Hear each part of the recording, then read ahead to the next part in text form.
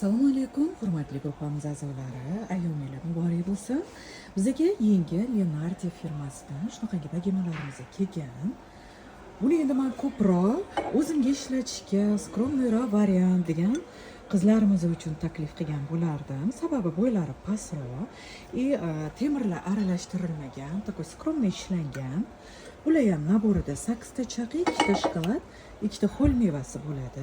Qarang, bunda ham o'zi такой chiroyli, необычный, как чешский xrustallarga o'xshab turadi.